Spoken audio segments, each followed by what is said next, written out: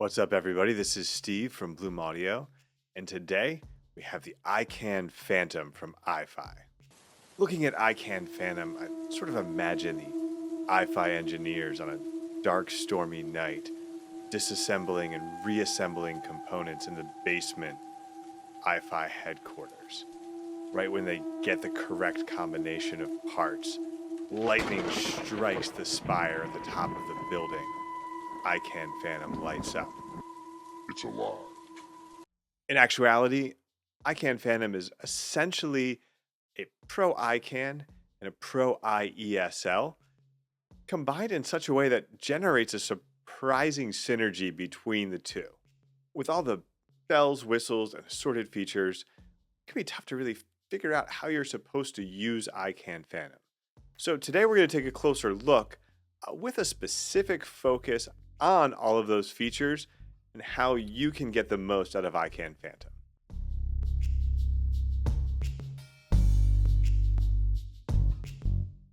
Still a little torn on how I feel about iCAN Phantom's look, but it certainly captures this idea of two devices combined into one. But even though it looks like you stack two things on top of each other, the actual functions are really spread out between the two visual halves there. For standard headphone outputs, iCAN Phantom provides single-ended 6.3 millimeter and 3.5 millimeter outputs.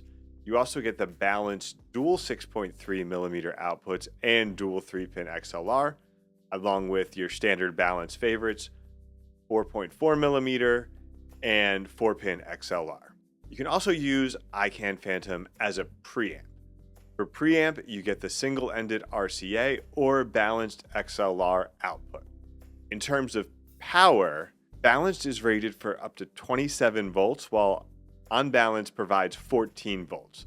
So at 16 ohm impedance, that would translate into a maxed balanced output of 15 watts or a max single-ended output of 5.7 watts. Now, in terms of inputs, iCAN Phantom is all analog. So you get one set of XLR inputs for balanced input, and for single-ended inputs, you have 3 sets of RCA inputs. If you're using this with electrostatic headphones, your input options remain the same, but your output options for the headphones are a little different. Pro connections offer up to 640 VRMS output, and the standard connection offers up to 320 VRMS. The voltage on the Pro output is controlled by bias cards, which the user can pop in and out to match the correct bias for the headphones that they're using. Outside of the basic operation, there are a number of options you can use to tweak your sound. Gain has 3 settings, 0 dB, 9 dB, and 18 dB. In addition, you can use the iEMatch feature. It's a sort of ultra low gain option. It's designed for IEMs, but will also work with some high sensitivity over ear headphones. Phantom's output stage is fully solid state, but the gain stage can be configured to either be solid state, tube, or extra tubey, depending on your preference there. On paper, Phantom gives you a lot of outputs, a lot of versatility, and when we say that this can drive almost any headphone, we mean that very literally. Between the electrostatic option, the high gain, high wattage main headphone output, and the iEMatch, there's really not a lot you can throw at iCAN Phantom that it can't handle. Now, question is, how do you put all that to good use in terms of both using settings like the gain, the bias cards, iEMatch, and all of that, and the option to tweak your sound like tube and XBass? How do you put that all into good use?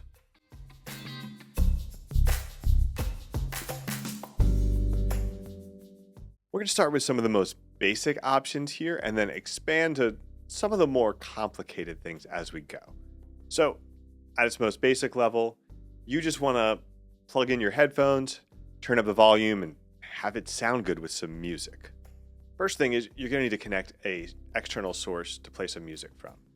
Whether that's a DAC, a digital audio player, a line out from a computer or a phone, anything like that, you're going to need some place to get that music from. And you can again connect that via RCA inputs or the XLR. You can connect up to 3 devices via RCA. So if you have a, turntable, CD player, and then a DAC, you can connect all of those through RCA and switch those on the device. First thing is going to be to dial in your gain and volume. With iFi's design, it's typically best to try to keep that volume level right in the middle.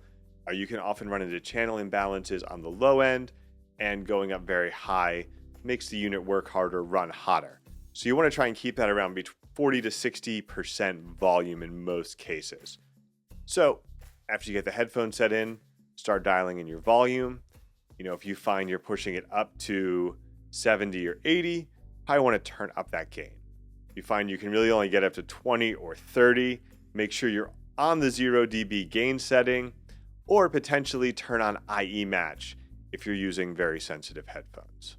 And again, while iEMatch is designed to use with IEMs, you want to get out your Koss Porta-Pros or KPH30Is or anything like that, iEMatch works really well with those too. So once you get your power figured out, it's time to get your tone dialed in. In terms of adjusting your tone, XBass is probably the easiest to set up. Do you want more bass? No? Well, go ahead and move right along. You want a little more bass? Hit that 10 Hertz XBass on. Still need more bass? Bump it up to 20 Hertz. Still need more bass? Bump it up to 40. So with the XBass, basically what you can imagine is that number it gives you, 10, 20, or 40, that's the point where you have a 10 dB boost with XBass on. And then there's a curve that basically goes up into your sub bass and rolls down into your mid bass and your low mids. With the 10 Hertz boost, the boost is basically starting way off in the sub bass, and it's fairly gentle into your lower bass, pretty much completely rolled off by about 100 Hertz. At the 20 Hertz boost, now that 10 dB is at 20, that lower bass is actually being boosted even more. And again, that comes in, that's still going to roll off by the time you hit about 300 Hertz. With the 40 Hertz boost, so now you've got that 10 dB boost at 40 Hertz. You've got a much larger boost going up to like 13, 14 Hertz down at the 2010 range. And then below that, or above that, you're basically not rolling all the way off until you're really in the mid range. That 40 Hertz boost adds a lot. I think it's very rare that you're going to want to use that with most headphones unless you just absolutely need to have the most bass possible. So subjectively, if you like me prefer just a slightly warmer, bassier sound, you might find that 10 Hertz boost is something you can leave on all the time. It adds a little bit more extension. You're using headphones that roll off in the low end. It adds a little more support there and just a touch of warmth to the sound. It's the kind of thing your ears get used to pretty quick, and you might not even notice it's on anymore. The 20 Hertz is really for headphones that are just severely lacking in bass, or you just, really want to throw a dance party in your head. Or I guess if you have it as a preamp, just a dance party in general. And that 40 Hertz boost, I don't see a lot of use for that outside of just wanting to go really extreme with it. And iFi actually warns that you need to be careful with that 40 Hertz boost, as the total level of boost you're providing can potentially damage equipment, especially if you combine that with the high gain mode. That's going to stack. So you're pushing that 18 dB gain boost into a 10 dB boost at 40 Hertz. That's a lot of boost, and you could potentially damage something if you turn the volume up too loud with that. Tube mode essentially gives you the choice between very clean, low distortion, generally pretty transparent, just slightly warm, solid state mode, and then 2 steps of tubiness that, the more you push those tubes, the more you're adding a little bit of that harmonic distortion into the mix and just getting a generally warmer, smoother sound.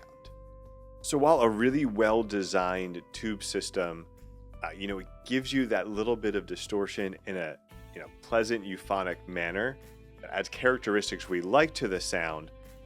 Anytime you're introducing distortion, you tend to kind of mess with the sense of space and sound as well. So you will feel like this tube mode closes things in, the tube and the tube plus to different varying degrees. And it does impact the holographic feeling of the image as well. So you're kind of making a choice there between the clarity and the separation in the imaging, and to what degree do you want that versus what degree you want that warmth and smoothness that comes from the tubes. So as you're adjusting that, you're kind of making this, what am I liking the sound of? Do I want the balance between the two, or do I want to go all out in one direction or the other? The gain again impacts the tube mode, where having that high gain on pushes more gain directly into the tubes outside of the volume knob and increases that feeling of warmth, smoothness, those tube characteristics, also adding to the levels of distortion you're experiencing. XSpace is, interesting feature. I don't entirely understand it. iFi says it's not really a crossfeed. It's also not DSP based. So they're just doing a little bit of magic in there with a number of things in processing the sound, with the goal of giving you the sensation of speakers rather than headphones. So, at 30 degrees, should feel kind of like, near field, desktop bookshelf type speakers out in front of you. 60 should feel, kind of like this, a floor standing 2-channel system kind of coming at you at a wider angle.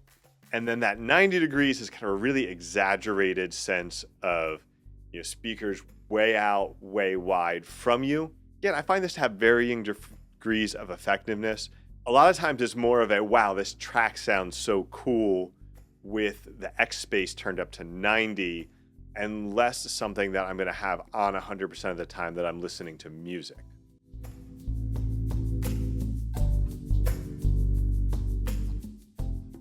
And we get to, of course, the electrostatic feature. Now, this is not something available on a lot of products out there. The ability to drive both electrostatic and conventional standard dynamic planar type headphones in one unit. And on top of that, the bias card and other features gives you a pretty wide range of headphones that you can drive from the electrostatic end. There's two options with the electrostatic headphone: the custom pro side and the normal side, they call it. So in that normal side, there's a number of manufacturers that use that style pin. It's not going to fit on the custom pro side, and that's pretty much just plug it in and go. On the custom pro side, you also have this bias configuration. You're going to have to select the right card to match your manufacturer's spec on those electrostatic headphones. And this is really important because running a headphone with the wrong bias card can potentially damage the headphone, damage the amp, or in some cases potentially damage you. We didn't have a ton of e-stats to test with, but my initial impressions from a power perspective is that depending on the headphones, you might, and your source and other aspects, you might have a hard time driving some harder to drive electrostatic headphones. We're using the Dan Clark Carina, and with our initial source we had set up, it defaulted to a 1-volt output, and it just wasn't giving enough input power, and even totally maxed out, we couldn't get enough. Even at 100 volume, it was just a little too quiet. We moved some things around. I thought we got really good performance. We were using the Ashton Kern Acro CA1000, and we used that again with the Carina. That ended up sounding great, but I was still pushing that into the 70-80 range.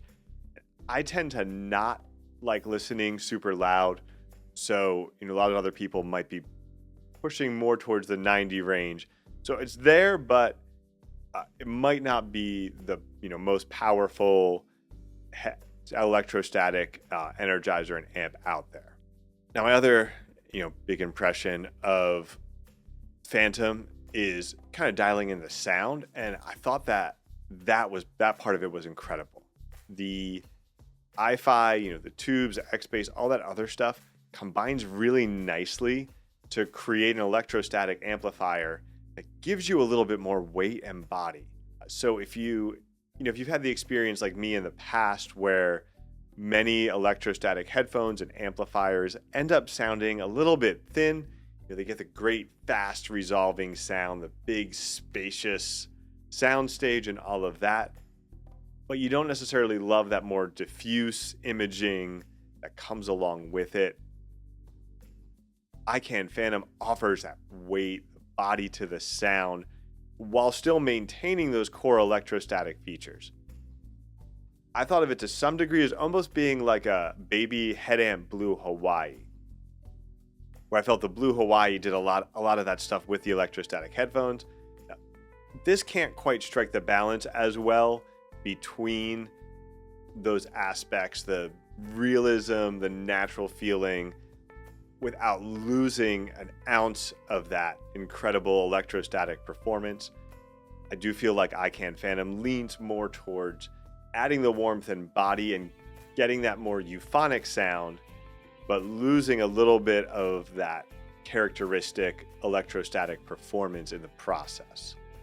But overall, really solid experience listening to headphones with this.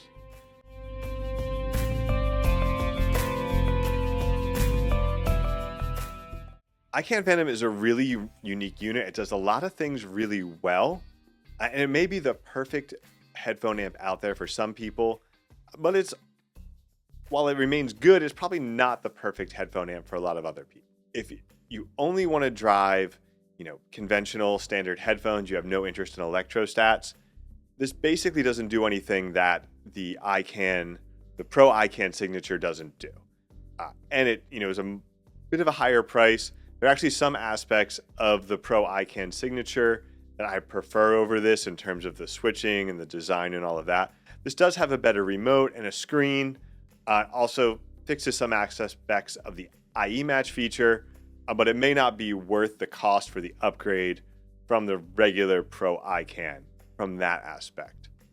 If you're using it solely as an electrostatic amplifier, again, it's really great if you want something that adds that warmth and body, gives you options like XBass to really fill out the sound of your thinner sounding electrostatic headphones. But again, there's a lot of options out there, and this is adding a lot of things you might not be interested in to get that electrostatic sound. Now, if you've got a big collection of headphones ranging from IEMs to high-end planar magnetic to electrostatic and everything else, you want the options and tools to be able to drive everything and to tweak the sound to dial it in perfect for each of those headphones. iCAN Phantom might just be the best option out there, for the price, period. Thanks for watching. You can check out iCAN Phantom and a lot of other great products at bloomaudio.com. Be sure to like and subscribe, and we'll be back soon with more high fidelity audio content.